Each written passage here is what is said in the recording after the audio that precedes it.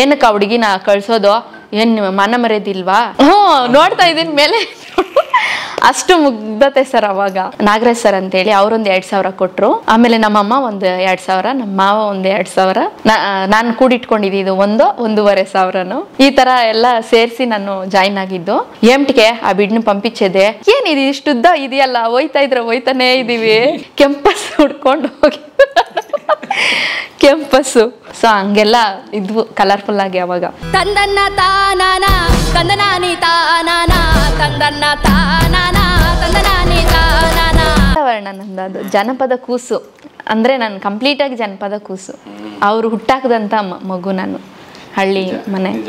ಅದೇ ನೋಡಿ, ಹಳ್ಳಿಗಳ ಅಲ್ಲಿ ಇರ್ತಕ್ಕಂಥ ಏನು ಕರಿಬೋದು ಅದಕ್ಕೆ, ಮೂಲ ಜಾನಪದ ಸೊಗಡಿಗಿರ್ತಕ್ಕಂಥ ಶಕ್ತಿನ ಏನಂದರೆ, ಒಬ್ಬ ವ್ಯಕ್ತಿಯನ್ನು ತನಗರಿವಿಲ್ಲದ ಹಾಗೇ ಜಾನಪದದ ಕೂಸಾಗಿ, ಜಾನಪದ ಶಿಶುವಾಗಿ ಪರಿವರ್ತನೆ ಮಾಡಿ ತಂದು ಸಮಾಜದ ಮುಂದೆ ನಿಲ್ಲಿಸ್ಬಿಡ್ತಕ್ಕಂಥದ್ದು. ಅದಕ್ಕೆ ಸಾಥ್ ಕೊಡ್ತಕ್ಕಂಥದ್ದು ಈ ರೀತಿಯಾದಂತಹ ಒಂದಷ್ಟು ಸಾಂಸ್ಕೃತಿಕ ಕೇಂದ್ರಗಳು, ಆದಿಮದಂತಹ ನೀನಾಸಂದಂತಹ ಕೇಂದ್ರಗಳು, ಇವೆಲ್ಲವೂ ಕೂಡ ಸಾಂಸ್ಕೃತಿಕ ಜಗತ್ತಿಗೆ ಅತ್ಯಂತ ಅವಶ್ಯಕವಾಗಿ ನಿಂತಿರ್ತಕ್ಕಂಥ ಒಂದು ಕೇಂದ್ರಗಳು ಅಂತ ನಾವಾದರೂ ನಂಬ್ತೀವಿ. ಉಮಾ ಅವರು ಹಾಗೆ ಬೆಳೀತಾ ಬೆಳೀತಾ ಬೆಂಗಳೂರಿಗೆ ಯಾವಾಗ ಬಂದ್ರಿ? ನೀನಾಸಂಗೆ ಹೋಗ್ಬೇಕಾದ್ರೆ, ಆದಿಮದಲ್ಲಿರ್ಬೇಕಾದ್ರೆ ಡೊಳ್ಳು ಕುಣಿತ ಪ್ರದರ್ಶನಕ್ಕೆ ಅಂತೇಳಿ ಇಸ್ರೋನಲ್ಲಿ ಒಂದು ಪ್ರದರ್ಶನ ಆಯ್ತು. ಸೊ ಅವಾಗ ಬಂದಿದ್ದೆ ನಾನು. ಆವಾಗ್ಲೇನೆ ನಾನು ಮೆಜೆಸ್ಟಿಕ್ ಅದು ಇದಿದೆಯಲ್ಲ ಮೇಲೆ, ಏನ್ ಸರ್ ಅದು ಫ್ಲೇವರು, ಅದ್ರ ಮೇಲೆ ಓಡಾಡಿದ್ ಅವಾಗ್ಲೇ ಫಸ್ಟ್ ಟೈಮು. ಏನಿದು ಇಷ್ಟುದ್ದ ಇದೆಯಲ್ಲ, ಹೋಯ್ತಾ ಇದ್ರೆ ಹೋಯ್ತಾನೇ ಇದೀವಿ, ಇದು ಕೊನೆಯಲ್ಲಿ ಇದು ಅಂತ ಒಂದ್ಸರಿ ನೋಡಿದ್ದೆ, ಇನ್ನೊಂದ್ಸರಿ ನೋಡಿದೆ ಅಷ್ಟೇ ಸರ್. ನೋಡ್ತಾ ಇದೀನಿ ಮೇಲೆ ಅಷ್ಟು ಮುಗ್ಧತೆ ಸರ್. ಅವಾಗ 2 ಸರಿ ನೋಡಿದ್ದೆ ನಾನು. ನೀನಾಸಂಗೆ ಹೋಗ್ಬೇಕಾದ್ರೆ 8,000 ನನ್ ಗೌರ್ಮೆಂಟ್ ಸೀಟ್ ಅವಾಗ ಸಿಕ್ಕಿದ್ದು, ಸೆಲೆಕ್ಟ್ ಆಗಿ. 8,000ಕ್ಕೆ ಅಷ್ಟು ಹೊಂದ್ಸಕ್ ಆಗಿರ್ಲಿಲ್ಲ. ಅವಾಗ ನಮ್ಮ ಲೆಕ್ಚರರ್ ಒಬ್ರು, ಹಿಸ್ಟ್ರಿ ಲೆಕ್ಚರರು ನಾಗರಾಜ್ ಸರ್ ಅಂತೇಳಿ, ಅವರೊಂದು 2,000 ಕೊಟ್ರು. ಆಮೇಲೆ ನಮ್ಮಮ್ಮ ಒಂದು 2,000, ನಮ್ಮ ಮಾವ ಒಂದು 2,000. ಆಮೇಲೆ ನಾನು ಕೂಡಿಟ್ಕೊಂಡಿದ್ದು 1,500. ಈ ತರ ಎಲ್ಲ ಸೇರಿಸಿ ನಾನು ಜಾಯಿನ್ ಆಗಿದ್ದು. ನಮ್ಮ ಮನೆಯಲ್ಲಿ ನಾಟಕ ಅಂತ ಗೊತ್ತಿಲ್ಲ ಸರ್. ನಮ್ಮ ಮಾವ ತುಂಬಾ ಸಣ್ಣವಳಿದ್ದಾಗಿಂದನೂ ಈ ತರ ಚಟುವಟಿಕೆಗಳಲ್ಲಿ ಜಾಸ್ತಿ ಹೋಗ್ತಿದ್ನಲ್ವಾ. ಏಮ್ಟಿಗೆ ಆ ಬಿಡ್ನ ಪಂಪಿಚ್ಚದೆ ತೆಲುಗುನಲ್ಲಿ, ಅವರಿಬ್ರು ತೆಲುಗು, ಮದರ್ ಟಂಗ್ ಕನ್ನಡನೇ. ಈ ಅಕ್ಕ ತಂಗಿ ಅಣ್ಣ ತಮ್ಮಂದ್ರ ಮಾತಾಡ್ಕೊಳ್ಳುವಾಗ ಆ ಲ್ಯಾಂಗ್ವೇಜ್ ಮಾತಾಡೋದು. ಏನಕ್ಕೆ ಆ ಹುಡುಗಿನ ಕಳ್ಸೋದು, ಏನ್ ಮನ ಮರ್ಯಾದಿಲ್ವಾ ಅಂತ. ಮತ್ತೆ ಏನಾದ್ರು ಹಬ್ಬ ಹಾಡಿಗೆ ಬಂದ್ರೆ ನಮ್ಮ ಮನೆ ಮುಂದೆ ನಾನು ಹಾಕೋ ರಂಗೋಲಿ ಮುಂದೆ ಒಂದು 7-8 ಜನ ಸಣ್ಣ ಮಕ್ಳು ನಿಂತ್ಕೊಂಡ್ಬಿಡೋರು. ನಮ್ಮ ಅಮ್ಮ ಕರಿತಾವಳೆ ಬಾಬು ಮಕ್ಕ, ನಮ್ಮ ಅಮ್ಮ ಕರಿತಾವಳೆ ಬಾ ಅಂತ. ಸೊ ಹಂಗೆಲ್ಲ ಇದ್ವು ಕಲರ್ಫುಲ್ ಆಗಿ. ಅವಾಗ ನೀನಾಸಂಗೆ ಹೊರಡ್ಬೇಕು.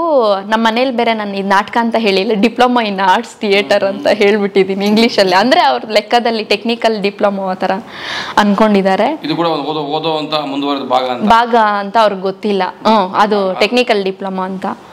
ಸೊ ನನ್ಗೆ ನಿಜವಾಗ್ಲೂ ಏನು ಗೊತ್ತಿಲ್ಲ ಸರ್. D.Ed ಅಲ್ಲಿ ನಾವು ಕೆಲವು ಮ್ಯಾಪ್ಗಳು ಇಟ್ಕೊಂಡಿರ್ತೀವಿ, ಟೀಚಿಂಗ್ ಏಡ್ಸ್ ಮಕ್ಕಳಿಗೆ ಪಾಠ ಮಾಡಬೇಕಾದ್ರೆ. ಒಂದು ಚಿಕ್ಕದಾಗಿ ನಾರ್ಮಲ್ ಡೈಲಿ ಇಟ್ಕೊಳ್ಳೋಂಥ ಒಂದು ಮ್ಯಾಪ್ ಇತ್ತು, ಇಟ್ಕೊಂಡ್ಬಂದಿದ್ದೀನಿ. ಒಂದು 3 ಸರಿ ಓಡಾಡಿದ್ದೀನಿ ಸರ್ ಮೆಜೆಸ್ಟಿಕ್ ಬಸ್ ಸ್ಟ್ಯಾಂಡ್ ಅಲ್ಲಿ, BMTC ಟು KSRTC. ನನಗೆ ವ್ಯತ್ಯಾಸನೇ ಗೊತ್ತಿಲ್ಲ.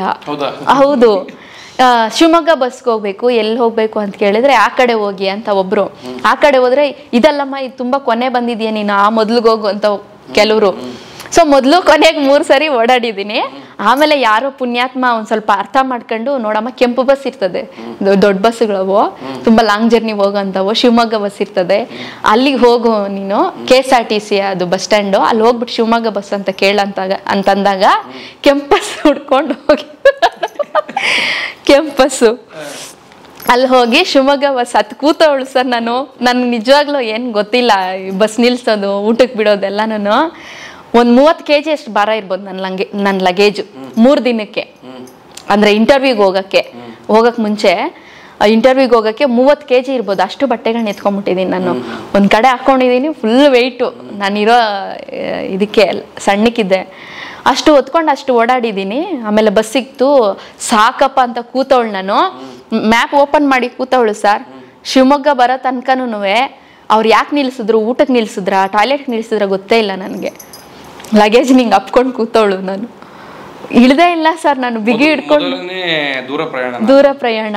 ಮ್ಯಾಪ್ ಬೇರೆ ಇಟ್ಕೊಂಡಿದ್ದೀನಿ, ಕರೆಕ್ಟಾಗಿ ಹೋಗ್ತಾ ಇದೆಯಾ, ಓಕೆ ತುಮಕೂರು ಕಡೂರು ಹಿಂಗೆ ಹೋಗ್ತಾ ಇದೆಯಾ ಕರೆಕ್ಟಾಗಿ ಅಂತ. Printed map?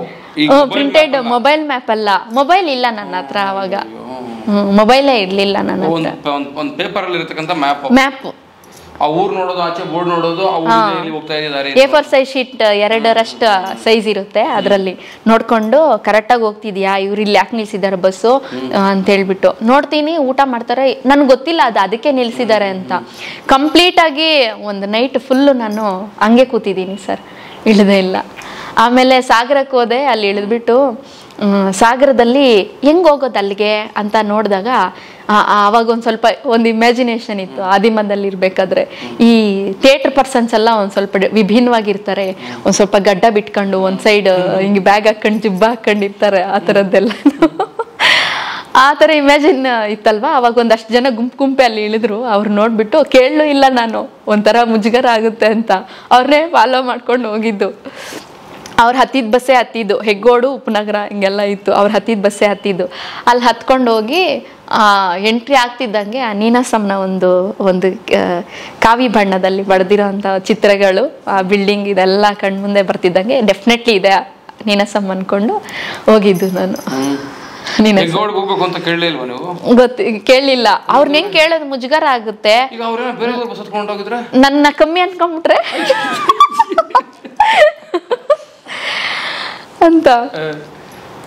ಅಂದ್ರೆ ಪಕ್ಕ ಆಯ್ತು ನನ್ಗೆ, ಅವ್ರು ಅಲ್ಲಿಗೆ ಹೋಗ್ತಿದ್ದೆ, ಮಾತಾಡ್ತಿದ್ರು ಹೆಗ್ಗೋಡು ಹಂಗೆ ಹಿಂಗೆ ಸ್ವಲ್ಪ ಅಂತ, ಹೆಸರುಗಳೆಲ್ಲ ಕೇಳಿದ್ವಲ್ಲ, ಕೆ ವಿ ಸುಬ್ಬಣ್ಣ ಹಂಗೆ ಹಿಂಗೆ ಅಂತ ಥಿಯೇಟರ್ ಬಗ್ಗೆ ಮಾತಾಡ್ಕೊಂಡು ಬರ್ತಿದ್ರು. ಅವಾಗ ನೀನಾಸಂಗೆ ಹೋಗಿ, ನೀನಾಸಂ ಒಂದು ಹಂತ, ಅದು ಇನ್ನೊಂದು ದೊಡ್ಡ ಹೆಜ್ಜೆ. ಖಂಡಿತವಾಗ್ಲೂ ಬದುಕಿನ ಪಾಠ ಕಲಿಸ್ಕೊಟ್ಟಂತಹ ಇನ್ನೊಂದು ಸಂಸ್ಥೆ ಅದು ನೀನಾಸಂ. ಅನುಭವಗಳನ್ನ ಹಂಚಿಕೊಳ್ಳಿ. ಏನ್ ಹೇಳೋದು ಸರ್, ನಾನು ಅದೇ ಹೇಳಿದ್ನಲ್ಲ, ಕಾಂಪಿಟೇಷನ್ ಅನ್ಕೊಂಡು ಹೋಗಿದ್ದು, ಸೆಲೆಕ್ಟ್ ಆಗಿದ್ದೀನಿ. ಬೇರೆಯವರೆಲ್ಲ ಸ್ವಲ್ಪ ಜನ ಅಳ್ತಿದ್ದಾರೆ, ಹೆಣ್ಮಕ್ಳೆಲ್ಲ ಏನಕ್ಕೆ ಹಿಂಗೆ ಅಳ್ತವ್ರು, ಇಷ್ಟಕ್ಕೆ ಅಳ್ತವ್ರಲ್ಲ ಅಂತ ನಾನು ರಿಜೆಕ್ಟ್ ಆಗಿದ್ದಕ್ಕೆ ಒಂದಷ್ಟು ಜನ ಒಂದು 5 ಇಯರ್ಸ್ 4 ಇಯರ್ಸಿಂದ ಆ ಥರ ಟ್ರೈ ಮಾಡ್ತಿರ್ತಾರೆ ಕೆಲವರೆಲ್ಲ. ಸೊ ಏನು ಕಳ್ತಿದ್ದಾರೆ ಅಂತ ಹೇಳ್ಬಿಟ್ಟು, ಉಮಾ ನಿನ್ನ ಹೆಸರು ಬಂದಿದೆ ನೋಡ್ಲಿಲ್ವಾ ಲೀಸ್ಟಲ್ಲಿ ಅಂತ, ಬಂದಿದ್ರೆ ಬರುತ್ತೆ ಅಂತ ಹೇಳ್ಬಿಟ್ಟು ನನ್ನ ಪಾಡಿಗೆ ನಾನು ಲಗೇಜ್ ಪ್ಯಾಕ್ ಮಾಡ್ಕೊತಾ ಇದ್ದೀನಿ ಹೊರಡಕ್ಕೆ. ಸೊ ಅದೊಂಥರ ತುಂಬ ವಿಭಿನ್ನವಾದ ಅನುಭವ. ಯಾವತ್ತೂ ನಾವು ಆ ಶಿಸ್ತಿಗೆ ಒಳಪಟ್ಟಿರಲಿಲ್ಲ. ಅಂದರೆ ನಾವು ಬೇರೆ ಥರದ ಶಿಸ್ತಿರುತ್ತೆ ಜನಪದ ಮತ್ತು ಆ ಹಿನ್ನೆಲೆಯಿಂದ ಬಂದವ್ರಿಗೆ. ಒಂದು 6 ಗಂಟೆಗೆ ಎದ್ದೇಳಬೇಕು, 6 ಗಂಟೆಯಿಂದ 9 ಗಂಟೆ ತನಕ ಬಾಡಿ ಮೂಮೆಂಟ್ಸು, ಕೋಲಾಟ, ಯಕ್ಷಗಾನ ಇವೆಲ್ಲ ಪ್ರಾಕ್ಟೀಸ್ ಇರುತ್ತೆ. ಆಮೇಲೆ 1 ಅವರ್ ಬ್ರೇಕ್ ಬಿಡ್ತಾರೆ, ತಿಂಡಿ ಮಾಡಿಕೊಂಡು ಸ್ನಾನ ಮಾಡ್ಕೊಂಡು ಇಮಿಡಿಯೇಟ್ ಹೋಗ್ಬೇಕು 10 ಗಂಟೆಗೆ. 10 ಗಂಟೆಯಿಂದ 1 ಗಂಟೆ ತನಕ ಥಿಯರಿ, ಅದಾದಮೇಲೆ ಮತ್ತೆ ಎರಡನ್ನೂ ಚರ್ಚೆ ಮಾಡಿಕೊಂಡು ಪ್ರಾಕ್ಟಿಕಲ್ ಮಾಡ್ತಾ ಥಿಯರಿ ಎಕ್ಸ್ಪ್ಲೈನ್ ಮಾಡ್ತಾರೆ. ಈ ಥರ ಎಲ್ಲ ಇರ್ತಿತ್ತು ಕ್ಲಾಸು. ಎಷ್ಟರ ಮಟ್ಟಿಗೆ ಅಂತಂದರೆ ನಾನು ಕಳೆದೋಗ್ಬಿಟ್ಟೆ ಸರ್ ನೀನಾಸಂಲ್ಲಿ. ಮಳೆಗಾಲ ತುಂಬ ಹೆವಿ ಮಳೆ, ಹೆಜ್ಜೆ ಇಟ್ಟಲ್ಲೆಲ್ಲ ಕೆಂಪು ಕಾಲಿಗೆ ಮೆತ್ಕೊಂಡ್ಬಿಟ್ಟಿರ್ತಿತ್ತು. ನನಗೆ ಯಕ್ಷಗಾನದಲ್ಲಿ ನಾನು ಕೂಡ ಒಂದು ಪ್ರಮುಖ ಪಾತ್ರ ಮಾಡಬೇಕು ಅಂತ ಫಿಕ್ಸ್ ಆಗಿಬಿಟ್ಟೆ ನಾನು. ಅಷ್ಟು ಮಟ್ಟುಗಳನ್ನು ಕಲ್ತ್ಕೊಂಡು ನಾನು ಅಭಿಮನ್ಯು ಪಾತ್ರ ಮಾಡಿದ್ದೆ. ಕನಕಾಂಗಿ ಕಲ್ಯಾಣ ಪ್ರಸಂಗದಲ್ಲಿ ಅಭಿಮನ್ಯು ಪಾತ್ರ ಮಾಡಿದ್ದೆ. ಅಂದರೆ ಕಾಲೆಲ್ಲ ನಮಗೆ ಅಭ್ಯಾಸ ಇಲ್ಲದೆ ಇರೋದ್ರಿಂದ ಕಾಲಿನ ಬೆರಳುಗಳ ಮಧ್ಯದಲ್ಲೆಲ್ಲ ಅಳ್ಸೋಗಿತ್ತು ಕಾಲು ನನಗೆ. ಆದರೂ ನಾನು ಬಿಡ್ತಿರ್ಲಿಲ್ಲ, ಮಾಡ್ತಿದ್ದೆ ಪ್ರಾಕ್ಟೀಸು ದಿನ ಬೆಳಿಗ್ಗೆ. ಸೊ ಆ ಥರ ಒಂದು ಇನ್ವಾಲ್ವ್ಮೆಂಟು ಕಂಪ್ಲೀಟ್ಲಿ ಫ್ರೆಶ್ ನನಗೆ. ನಾನು ಯಾವುದೇ ರೀತಿಯ ಒಂದು ಪೂರ್ವಗ್ರಹ ಇಟ್ಕೊಂಡು ಓದೋಳೆ ಅಲ್ಲ. ಅದು ನನಗೆ ತುಂಬ ನನಗೆ ಕೊಟ್ಟಿದೆ. ಖಂಡಿತವಾಗ್ಲೂ ಒಂದಷ್ಟು ಸಂಸ್ಕೃತ ನಾಟಕಗಳು, ಕನ್ನಡ ನಾಟಕಗಳು, ಒಂದು ಸಾಹಿತ್ಯದ ಹಿನ್ನೆಲೆ, ನಾನು ಇವಾಗ ಆಪ್ಷನಲ್ ಕನ್ನಡ ನಾನು ಓದ್ಕೊಂಡಿದ್ರು ಕೂಡ ಅದನ್ನ ಹೆಂಗೆ ಇನ್ನೂ ನಾನು ಸ್ವೀಕಾರ ಮಾಡಬೇಕು ಒಂದು ಸಾಹಿತ್ಯವನ್ನು ಅಂತ ನಾನು ಕಲ್ತಿದ್ದು ನೀನಾಸಂಲ್ಲಿ. ಯಾರೆಲ್ಲ ಇದ್ರು ನಿಮ್ಮ ಬ್ಯಾಚ್ಮೆಂಟು? ನಮ್ಮ ಬ್ಯಾಚ್ಮೆಂಟ್ಸು ತುಂಬ ಜನ ಈಗ ಸಿನಿಮಾ ಮತ್ತು ರಂಗಭೂಮಿಯಲ್ಲಿ ಸಂಪೂರ್ಣವಾಗಿ ತೊಡಸ್ಕೊಂಡಿದ್ದಾರೆ. ನಮ್ಮ ಕ್ಲಾಸ್ಮೇಟ್ಸಲ್ಲಿ ಮಂಜು ಸಿರಿಗೇರಿ ಕೇಳಿದ್ದೀರಾ, ಬಳ್ಳಾರಿಯವರು. ಮಂಜು ಸಿರಿಗೇರಿ ಅಣ್ಣ, ನಾಗರಾಜ್ ಅಂತೇಳಿ ಶಿರ್ಷಿ ಅವರು, ಮತ್ತು ಶರತ್ ಅಂತೇಳಿ ಮೈಸೂರಿನವರು, ಚಲ್ವಾದಿ ಹರೀಶ್ ಅಂತೇಳ್ಬಿಟ್ಟು ಬಿಜಾಪುರದವರು, ಪದ್ಮಿನಿ ಕಲಾ ಗಂಗೋತ್ರಿ ಸರ್ ಅವ್ರ ಮಗಳು ಪದ್ಮಿನಿ, ಮತ್ತು ಸುರೇಶ್ ಆನ್ಗಳ್ಳಿ ಸರ್ ಅವ್ರ ಮಗಳು ಅಪೂರ್ವ, ಆಮೇಲೆ ರೂಪಾ ಅಂತೇಳ್ಬಿಟ್ಟು ತಿಪಟೂರ್ನವರು, ಮತ್ತು ಶ್ರುತಿ ಅಂತೇಳಿ ಈಗ NST ಕಂಪ್ಲೀಟ್ ಆಗಿದೆ ಆಕೆದು, ಶ್ರುತಿ ಅಂತೇಳಿ. ಆಮೇಲೆ ಸವಿತಾ ಅಂತೇಳಿ ರಾಯಚೂರು ಹುಡುಗಿ, ಸಣ್ಣವಳು, ನಮ್ಮ ಟೀಮಲ್ಲ ಅವಳೆ ಸಣ್ಣವಳು. ಇನ್ಯಾರು ಹೆಣ್ಮಕ್ಳಿದ್ವಿ, ನಾವು 6 ಜನ ಆಯ್ತಾ ಸರ್. ರೂಪ, ಶ್ರುತಿ, ನಾನು, ಪದ್ಮಿನಿ, ಅಪೂರ್ವ ಮತ್ತು ಸವಿತಾ, 6 ಜನ ಹೆಣ್ಮಕ್ಳು. ಮತ್ತು ದಯಾನಂದ್ ಅಂತೇಳಿ, ಪುರುಷೋತ್ತಮ್ ಅಂತೇಳಿ ಗದಗ್ನಲ್ಲಿ ಸಂಗೀತ ಕಲ್ತಂಥವ್ರು, ಸಂಗೀತ ನಿರ್ದೇಶಕರು ಕೂಡ, ರಂಗಭೂಮಿಯಲ್ಲಿ ತುಂಬ ಕೆಲಸ ಮಾಡ್ತಿದ್ದಾರೆ. ಚಂದನ್ ಆಚಾರ್ ಮೈಸೂರಿನವರು, ಮಂಗಳವಾರ ರಜೆ ದಿನ ಅಂತೇಳಿ ಒಂದು ಸಿನಿಮಾದಲ್ಲಿ ಮಾಡಿದ್ರಲ್ಲ, ಮತ್ತು ಕಿರಿಕ್ ಪಾರ್ಟಿ, ಸುಮಾರು ಸಿನಿಮಾಗಳಲ್ಲೆಲ್ಲ ಮಾಡಿದ್ದಾರೆ, ನಟನಾ ಬ್ಯಾಕ್ಗ್ರೌಂಡು ಅವರು.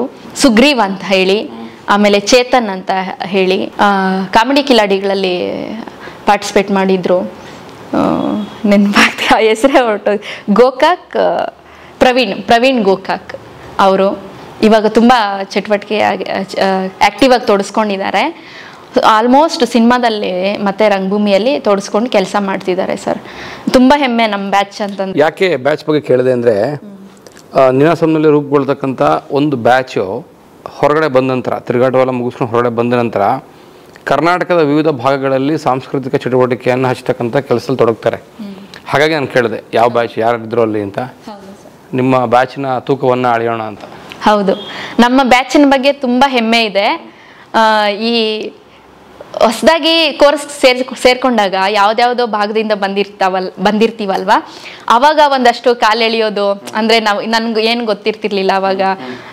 ಏನಣ್ಣು ಅಂದರೆ ನಮ್ಮ ಭಾಷೆ ಬಗ್ಗೆ ಅಂದರೆ ಪ್ರೀತಿಯಿಂದನೇ ಭಾಷೆನ ಓ ಉಮೋ ಏನಣ್ಣು ಬಾಣು ಈ ಥರ ಎಲ್ಲ ಅಂದರೆ ಸಣ್ಣ ಪುಟ್ಟ ಕಾಲು ಎಳ್ಕೊಂಡು ಆ ಥರ.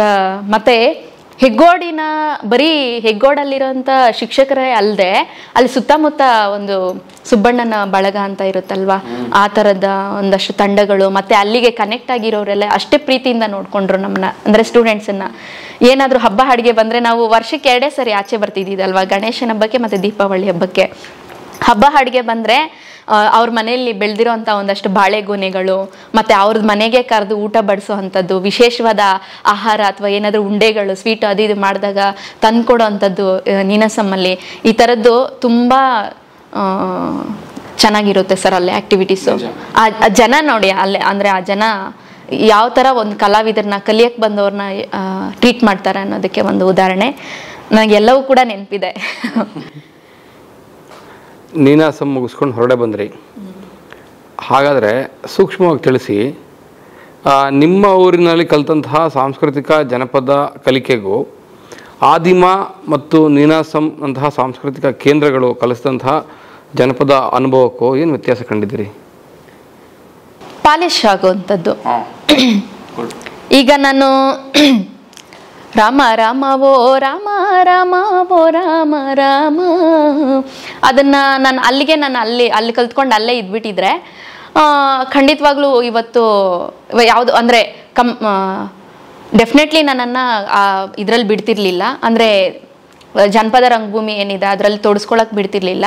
ಕಾರಣಗಳು ನಮಗೆ ಗೊತ್ತಿದೆ. ಈಗ ಜನಪದ ಅಂದರೆ ಹಳ್ಳಿಯಲ್ಲಿ ಯಾವ ಥರ ವಾತಾವರಣ ಇರುತ್ತೆ, ಪ್ರಾಂತ್ಯವಾರು, ಸಮೂಹವಾರು, ಈ ಥರದೆಲ್ಲ. ಒಂದು ಮದುವೆ ಮಾಡಿಬಿಡೋರು, ಕಳಿಸ್ಬಿಡೋರು. ಆದಿಮ ಗೊತ್ತಿಲ್ಲ ಅಂದಿದ್ರೆ, ಆದಿಮ ಗೊತ್ತಾಗಿದ್ದರಿಂದ ಕಲಾ ಪ್ರಕಾರಗಳು ಹಿಂಗಿರ್ತವೆ, ಅದನ್ನ ಹಿಂಗೆ ಕಲಿಬೇಕು ಅನ್ನೋ ಒಂದು ಪಾಲಿಶ್ ಸಿಕ್ತು ಅಲ್ಲಿ. ಸೊ ಇದೇ ಹಾಡನ್ನು ನಾನು ಅಲ್ಲಿ ನೀನಾಸಂಗೆ ಹೋಗಿ ಕೋಲಾಟದ ಜೊತೆಗೆ ಮರ್ಜ್ ಮಾಡಿದಾಗ ಅದು ಇನ್ನೊಂದು ಹೈಟ್ ಅಲ್ಲಿ ಕ್ರಿಯೇಟ್ ಆಗುತ್ತೆ. ಇವತ್ತಿಗೂ ಕೂಡ ಆ ಹಾಡೇ ಎಲ್ಲರಿಗೂ ನೆನಪಿರೋದು. ಉಮಾ ಅಂದರೆ ರಾಮ ರಾಮವೋ ಹಾಡು ಅಂತ ಕೋಲಾಟದಲ್ಲಿ.